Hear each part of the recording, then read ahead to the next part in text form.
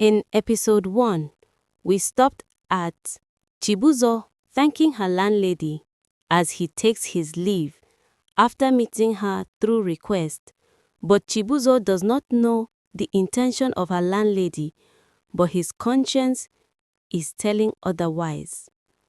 If you have not checked episode 1, you are really missing out.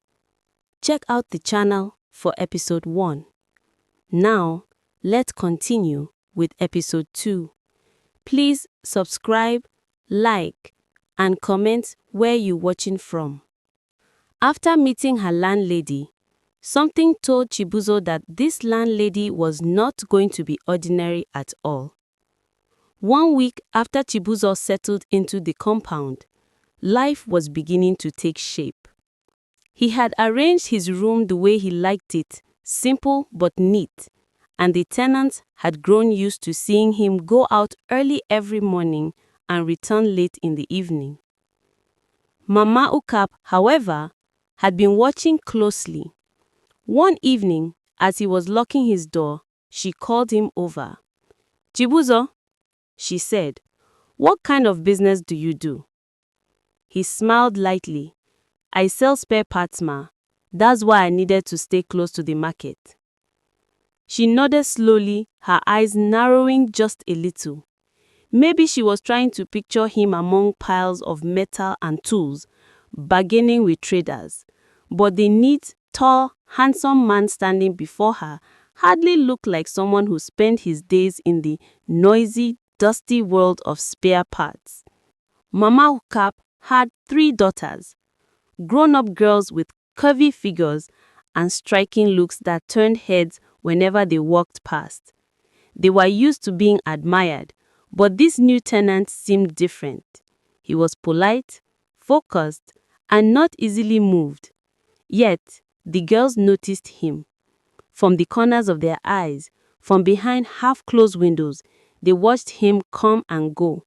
Sometimes, they whispered among themselves when he passed by, hiding their giggles behind the curtains.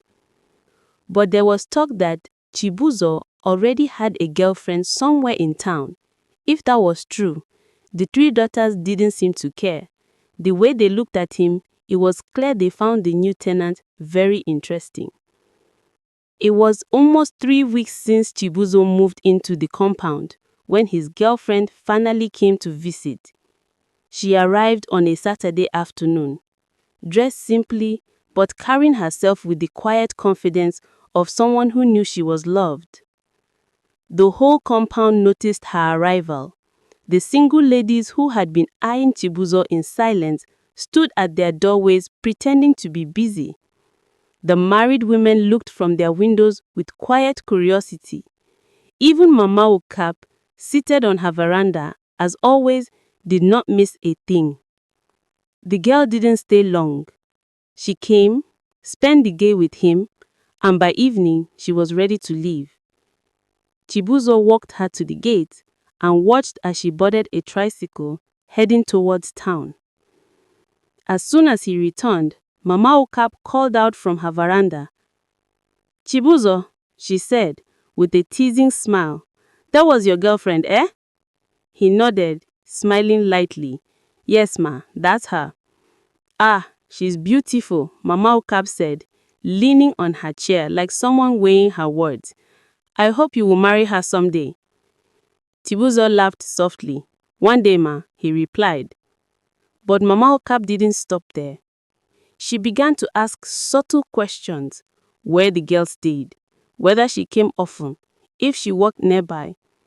Chibuzo answered simply, saying the girl lived far away and usually visited when she could. He didn't know Mama Ukap had been harboring thoughts long before now. From the very day she set eyes on him, she had decided that Chibuzo was not just another tenant. That was the real reason she accepted him so easily when he came to rent the apartment. His height, his neatness, his quietness, everything about him had drawn her in. So when she saw the girlfriend today, smiling sweetly and walking away as though she owned his heart, something stirred inside Mama Ukap. She didn't show it on her face, but deep down, she knew she didn't like it. The girl left that day without realizing she had just stepped into the middle of something she didn't understand.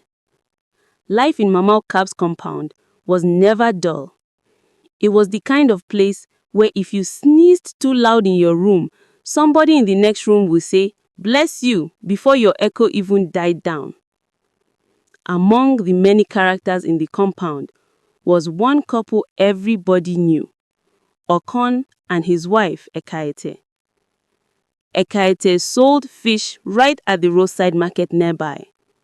Morning till night, she was there, slicing, frying, shouting prices at customers in her sharp, Efik accented voice.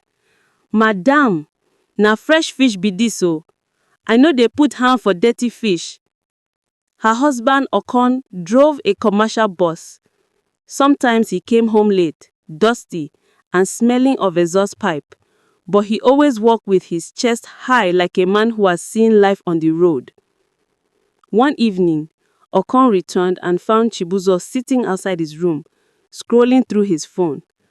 "Ah, neighbor, neighbor," he called out, his voice carrying across the whole compound. "Welcome to our side, oh. You be big man. You know the Greek come sit with us for evening gist." Chibuzo smiled faintly. "Ah, neighbor, I dey greet. Work dey hold me," he replied. Okon dropped his nylon bag of bread on a wooden bench and leaned on the wall like someone settling in for serious talk. "No wahala, na so. I just say make I hail you. In case you need better fish, na my madam dey sell am. Fresh one, no be those ones wey don die since yesterday." He laughed loudly at his own joke. As if on cue, Ekaete herself came walking into the compound, wrapper tied tightly around her waist, a basin of smoked fish balanced perfectly on her head. Madam Fish," one of the single girls teased from her doorway. Ekaete ignored them, smiling warmly as she passed Chibuzo. "Evening, my neighbor," she greeted, her voice soft, carrying that unmistakable sweetness women like her often had. Chibuzo looked up, and for a second his eyes followed her. Ekaete was, let's just say, the woman carried front and back as if God created her on a good day. Even the wrapper couldn't hide anything. "Ah, this woman, eh?" Chibuzo thought silently, as his eyes shifted away as Okon turned around to take the fish from her. Okon didn't notice anything. He was too busy advertising his wife's business. "Neighbor, tomorrow make you come buy fish, oh. My madam will give you better price," he said with pride. Chibuzo only smiled. No wahala. But inside, he was still wondering how Okon managed to concentrate on bus driving with that kind of woman at home. The compound, as usual, was full of whispers. Somebody somewhere was already saying, Chibuzo don see Ekaete's body today oh, make we dey watch." It was that kind of place. Nothing escaped anybody's eyes. Comment next for episode 3. To be continued later. Don't forget to subscribe to the channel, like, and share this African folktale storytelling to your friends.